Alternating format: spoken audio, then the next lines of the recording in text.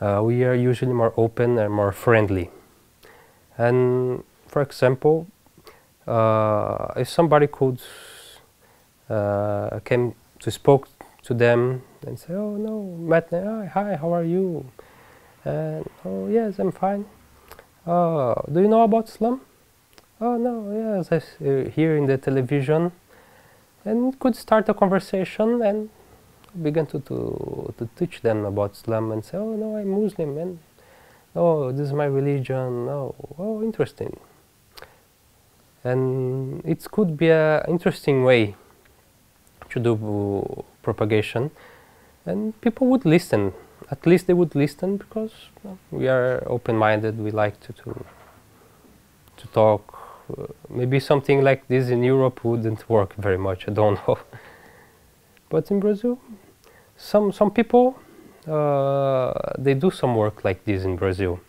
There's an organization here that sometimes they go to a park, some parks, with a table with small books about Islam, and everybody that come, they give a book. "Oh, do you know about Islam? Oh, I'm Muslim. Do you want to know more about Islam?" And it seems to work. People they get interested when they met people like this. Because the Brazilian community, the Brazilian Islamic community, is not unified. There are many groups, many differences. So each group, like each mosque, they do like they want. Some, they create websites. They translate some books or some articles, and they make websites so people can know through the internet. Other people, like, they go to some park and distribute books and talk. So there is not a unified methodology. It's kind of difficult. There is these difficulties, unfortunately.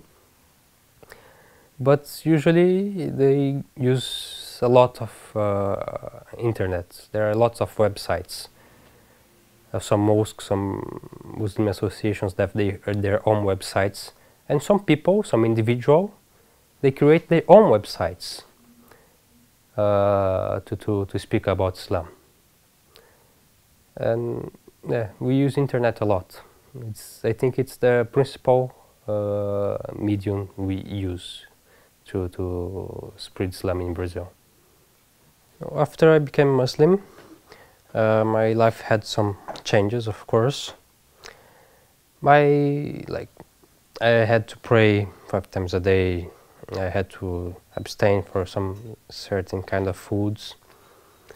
But because I was never going to parties and having girlfriends, so my daily life, my lifestyle didn't change very much. Of course, as a Muslim, I had some responsibilities, some religious responsibilities I had to fulfill, like praying and going to the mosque and living to some standards of living. But from other sides, my life didn't change, because I never lived like a Brazilian normal boy of my age. So the changes weren't so big in my life. It was easy for me to adapt. Prayer is the key to paradise. The prayer is the key to attain closeness to Allah. So the prayer, the salah, is something very important. So if people knew if Muslims knew the value of prayer, the spiritual benefits of prayer, they would never lose a single prayer in their lives. I feel when I pray,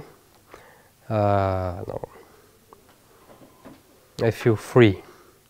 I try to let all the world behind me. I try to let all the worries of this world behind and try to focus. And try to focus to have a perfect prayer. Because the prayer, especially the sajda, it's the moment we are more close to Allah. So I try to focus all my feelings and all my thoughts towards the moment, to attain this closeness. The first time I had to fast in Ramadan was difficult, because I never had done such thing. It was a little difficult to adapt, but then the second, especially the third time, it was much easier. Now it's a time of the year I want to arrive soon, because now I feel, even don't eating, don't drinking, but I feel stronger. I feel stronger because my spirit gets stronger, and I like it very much. It's not, I don't feel, the hunger don't bother me, the weakness don't bother me, because I receive my strength from other sources when I am fasting. When people ask, when they ask, about Ramadan, you fast? Yes. You don't eat nothing? No, we don't. From the morning to night, we don't eat, we don't drink. Oh, how can you do that? It's so difficult, isn't it? Don't you feel hungry? Oh no, you're crazy. But now I explain to them, it's not. The first days it's maybe difficult, but after 3-4 days you get used to it and you get stronger. The thing I most like in Islam is that you can have a very close relationship with Allah, with your Creator. For example, in Catholicism, you don't have the same closeness. Because you did something bad, you have to go to the priest for him to see. You want to be close to God, you want to pray, you have to go to the mass, the priest has to pray. It's like if you go to God through the priest is between you and him. You can't be so close directly. Of course, the Christian, you can pray directed to God, but you can't be so close, because some things you have to have the priest to do for you. In Islam there is no such thing. You want to pray, you don't need to have a priest between you and God. You want to ask for forgiveness, you don't have to have someone to be between you and Allah to forgive you. That's the beauty. You can. This closeness, it's personal. It's not something cold that you have to have. In my opinion, the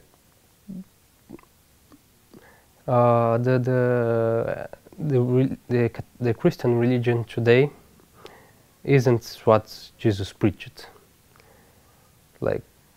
It's very different. There is a part of the Bible, I don't remember from which book, but supposedly Jesus would have said that I didn't come to abolish the law, the divine law. I came to implement the divine law. And you see today that the Christians, they don't follow the divine law of the previous revelations that Jesus came to uphold. They don't have, they eat pork, for example. So it's not the same religion. I believe they should try to search for the original words of Christ. They won't find, because there are different kinds of Bibles, different kinds of translations. The Protestants have one Bible, the Orthodox have one Bible, the Catholics have one Bible. So they can't reach the real words of Jesus. How they can, if they can't reach the real words, what Jesus really said, how they can say, oh, I am Christian, I follow Jesus? They can't. What is the difference between, I'm sorry, you are saying something. No, I'm saying that it's impossible for follow the religion of Christ today, of Jesus today, because it's lost.